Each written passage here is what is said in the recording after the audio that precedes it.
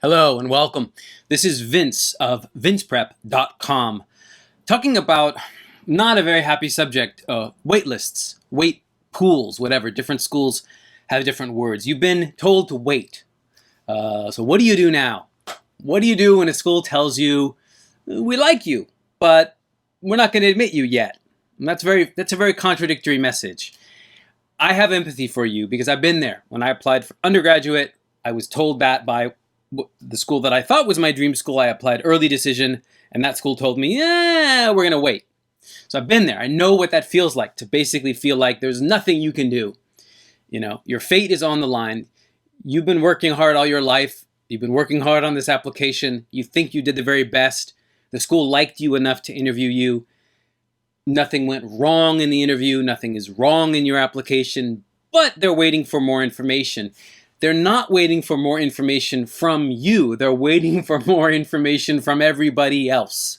So they're just simply waiting to see how you compare. Right now, you're very much you're floating in the waiting pool, and you're at the top of the pool. You're floating on the surface. You're not below the surface. You're certainly not sunk. And they're waiting for more fish to jump into the pool, if you will. They're waiting for that next round. They're waiting for more data. And the data they're waiting for is not data that is under your control. It's very much out of your control. It's out of my control. It's out of their control. It's the everybody else who's applying pool that they can't see that information. They don't know till they don't know who's applying till people apply. So you've got to wait, and that's really hard. For top schools like Harvard and Stanford, there is no silver bullet. You might be going online to some MBA forum or this place or that place, or you may have a friend and he or she's going to tell you, you're some stranger in a forum. So stranger in a forum right there should tell you something, or a close friend, a mentor, your recommender. They're going to tell you their story. Look, I was waitlisted and then I got in, and here's what I did. And don't make the mistake that they're making in their mind. They're confusing correlation with causation, right? Classic mistake. They're assuming that because they got someone important to send a letter and then they got admitted, they're assuming that they got admitted because of that fact.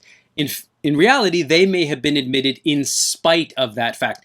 That may have actually annoyed the admissions office. The admissions office is like, don't send us anything else. This person did send something else. It did not annoy the admissions office enough to deny that person. They didn't punish that person for sending the extra letter, but we don't know that letter actually helped. So don't confuse causation. Don't confuse correlation with causation. So it's like we're going back to GMAT here, but don't make a typical rookie mistake here and assume that because some guy in some forum says, so-and-so school A waitlisted me, then I did this, and then I got in. So therefore, do this. That's the formula. No, maybe not the formula, actually. Maybe, again, he got admitted in spite of his actions, which went above and beyond what the admissions office was actually asking for. Admissions office didn't ask for an extra letter. He sent one anyway. He got in. Therefore, sending a letter is good. No, not necessarily. It's case by case. So my metaphor in my website, you can go over to vinceprep.com. I've got a very long post about this. My metaphor is, to borrow Stanford's phrase, it's a waiting pool, not a waiting list. And following up with the water metaphor, you're fishing. You've got a fish on the line. You've got a tug on your line. There's tension on the line. So it's moving around, so it's a fish or something. Anyway, it's alive. It's not a boot or a tire. Something is alive on the end of your line, and you've got it there, and it's not going anywhere, and you just need to reel it in real slow. Don't make any sudden movements. Don't panic. Don't get impatient. Do something else. Do exactly what they say, and don't do anything else. Don't confuse correlation with causation.